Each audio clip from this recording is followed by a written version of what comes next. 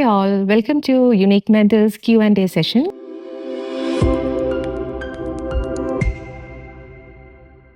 The last session we have been discussing on the questions on hematology, but a few comments was there who want to have a discussion on the previously asked questions. So I have just picked out 5 questions for your reference. It is not subject wise. We have questions both from hematology, blood bank, and even from the microbiology. So let me read out the first question for you. Which of the following tests could be used in the assessment of glomerular filtration rate? As you know, glomerular filtration rate and the renal function test are entirely two different aspects. Okay. Now you have to concentrate on the choices that are given. The first one is a 24-hour urine protein test.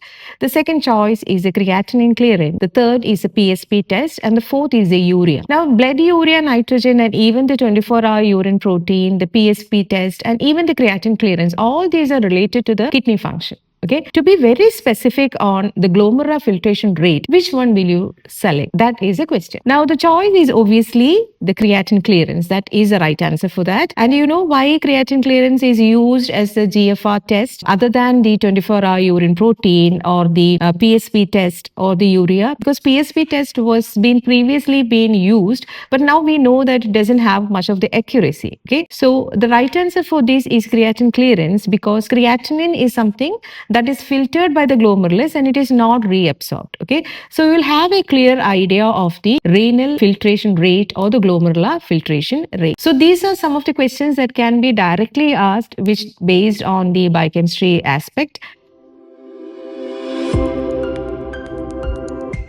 Let us have a discussion on a question that has been asked for the previous DOH exam from microbiology, exclusively from parasitology. Okay. Now, Necator americans is a parasite associated with which of the following conditions? That was the question. The choices is the beef tapeworm infection, hookworm infection, the whipworm infection, and the fish tapeworm infection. These are the choices that are given.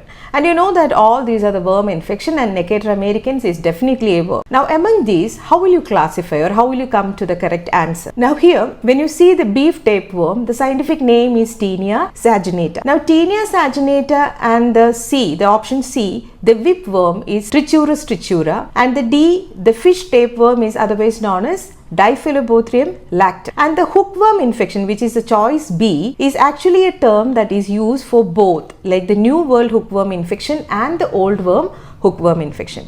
Now, do you know which are the new and old hookworm infection causing parasite? One is Ankylostomum duodenella and the other is Necator americans. Now, Ankylostomum duodenella and Necator americans both are known as the hookworm infection. Okay, one is the Old World hookworm infection and the other is the New World hookworm infection. Now we know Necator americans is a hookworm infection, which is rather stated as the New World hookworm infection. This is also a very direct question. There is no case-based studies and all is not asked, very directly asked. Sometimes you can expect questions on the similar kind, but explaining with actually the symptoms that is happening in the patient or the case that is being reported, and then you have to detect which is the tapeworm infection. So we'll go to the next question.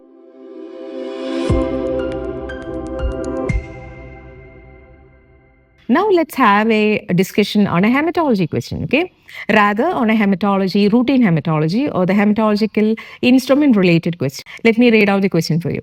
The hematology laboratory is experiencing instrument downtime. The laboratory has a backup method for hemoglobin and hematocrit testing that is being used until the instrument is repaired. The hematologist calls and asks for you to provide any of the RBC indices. Which of the following indices, if any, can be provided for the hematologist? Now, before going for the choices, can you just put an effort on what is the question actually asked about? You know, in your laboratory, there are definitely chances of having a shutdown of the instrument. There is a backup method. Sometimes they may not have a backup method. What do you actually do? So this question is not only from hematology, it is actually based on the laboratory management also. How will you manage a laboratory when there is some events that happens, okay, like a foreseen event or an unseen event that happen? How will you manage it? Now in this question, both these comes, and here you can only report certain reports when you have a backup. If you don't have a backup, definitely you cannot report it. Now among these, There are few indices which can be calculated. Okay, the RBC indices, some of the indices are being directly measured and some of the indices are actually calculated. Now, do you know which is the index of the RBC which can be calculated using the hematocrit and hemoglobin? Because hematocrit and hemoglobin are the only values that are being tested till the machine is repaired. Okay. Now coming back to the choices. The choice A we have seen it as MCV and MCH. The choice B is MCH and MCHC. Choice C is MCH and choice D is MCHC. Now MCV, you know that it is a value that is been directly estimated by the machine. Now there is no hope of the choice A. You can rule out the choice A. Now it is between MCH, MCHC. Whether you can report both MCH and MCHC, or whether you can report only MCH, or whether you can report only MCHC. That is the confusion that can happen to you. Now, one thing is, how will you calculate MCH and how will you calculate MCHC? Now, there are certain formulas that are there in all your textbook. You can just refer to the textbook and see whether there is a formula there. Now, let me read out the formula for you, that is MCH. Now, what is the formula for MCH? MCH is actually calculated by multiplying MCV with the MCHC divided by 100. Or there is another calculation. MCH can be calculated by multiplying hemoglobin into 10 divided by the RBC count. Now you don't have the RBC count and you don't have MCV. So MCH cannot be calculated with these hemoglobin and HCT. Okay. So the choices will be only MCHC can be given. Why MCHC can be given? Because MCHC can be calculated. What is the formula for that? MCHC is actually derived in percentage. So that can be calculated as hemoglobin divided by HCT multiplied by 100. Now you have the hemoglobin, you have the hematocrit value, just divide it and then multiply by 100, you will get the MCHC percentage. So that is the only index that can be given with these two parameters. I hope it's clear to you. The questions, you have to think about once or twice what it is being asked and how it can be given. This question can be answered only if you know the calculation part or the equations, how you can actually calculate MCH, MCHC, whether MCV can be calculated or not, because MCV cannot be calculated. It is a directly estimated value. MCV is actually given by the resistance peak height. Okay, the resistance peak height is the average measurement of the mean corpuscular volume. Now, this is a very interesting question for you. This is actually a question that is related to the ethics or how you have to actually behave when you're presenting certain patient information. You know that patient information is highly confidential and there are certain ethical rules that you have to follow when you're presenting the patient information. Okay. Now, going to the question, you are presenting a case study at a conference and the case involves a patient who was in your care and now it has been decreased. The patient is died and you're presenting the patient's case information. Now, you would like to use specific information about the case and to be in compliance with the HIPAA policy. What needs to be done before you're using the individual's health information for your presentation? So that is a very interesting and very good question that can be asked for you questions. And this is also one of the previously asked questions for the DOH exam. Now coming to the choices, the first choice is you need to de-identify the information by removing all patient identifiers.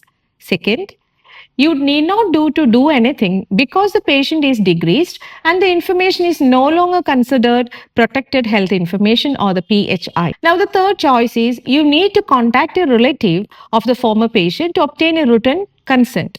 And the fourth choice is you should have obtained the patient's consent before he or she is decreased. Now what is the exact case here? There was a patient in your clinic and the patient is now no longer alive. Okay, but there is a very quite interesting case and the case has been reported and you need to present it onto a conference. So you have to be very specific regarding the medical details that has to be presented. Now what you can do or that has to be presented. Now what you can do, you know, the choice D is you can just rule out the choice D, right? The choice D says what? You should have obtained the patient consent before he or she is decreased. Is that possible? No. We can't know, or it is not very possible to take up all the consent from the patient, imagining that this can be a case that can be reported. Okay, so that is not a valid choice. Now there are the three choices are like either you have to de-identify the information, second is that you need not have to do anything, and the third is that you have to contact a relative of the former patient for a consent. Okay. Now this written consent is something that is very important in medical ethics.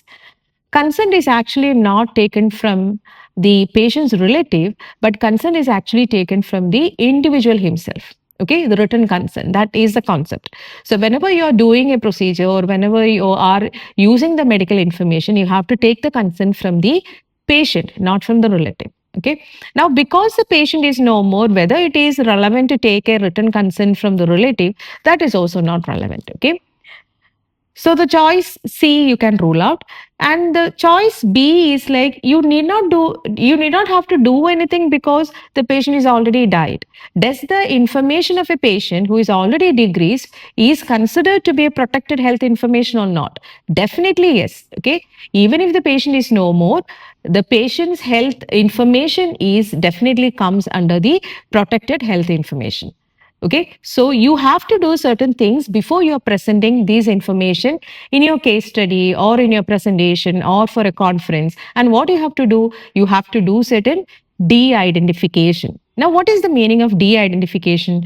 Remove all those personal details like name or the relative's name or son, daughter's name or anything that can be identified to a particular patient. So that is what known as the de-identification. So whenever you're presenting any of these information on patient, do a de-identification of the information that may lead to the identity of the patient, even if he is decreased. Okay, so that is the right answer. So the right answer will be the choice A. I hope it's clear. These ethics questions will be asked for your exam. At least for 100 questions, there will be 3 to 4 ethics-based questions. So you have to read the medical ethics. Then only you will be knowing what are the situations, what you have to face, or what you have to do in certain situations. Now the next question is one of the questions that has been most repeatedly asked. Like in any of the exam that you're going to attempt, there will be one question from this particular section. That is known as the Bombay phenotype. Okay, that is from the blood banking section. That is a Bombay phenotype question. Let me read the question. Which antibody is present in the blood of an individual with the Bombay phenotype that will cause agglutination with any of the non-Bombay individual's blood? Now, what is Bombay phenotype? Now, before going to the choices, let me just have a revision of your knowledge. Like, what is Bombay phenotype? Bombay phenotype is a group of people who doesn't have the H antigen. Okay, now what is H antigen? H antigen is a precursor antigen for the A and B blood group antigen. Now, when there is no H antigen in a person or an H antigen is not inherited, then their blood will have anti-H antibody. Okay, now the answer also I have given to you. Let's go through the choices. The choice number A is anti-AB antibodies. Choice B is anti-B antibodies. Choice C is anti-A antibodies and choice D is anti-H antibodies. Now the answer is also clear to you. The Bombay phenotype are the patients who doesn't have H antigen. So when a patient doesn't have H antigen, their serum will contain anti-H antibodies. So choice is D, anti-H antibodies. Here I'm winding it up today. We'll see in the next video with more number of questions that has been previously asked for all the UAE exams. Thank you.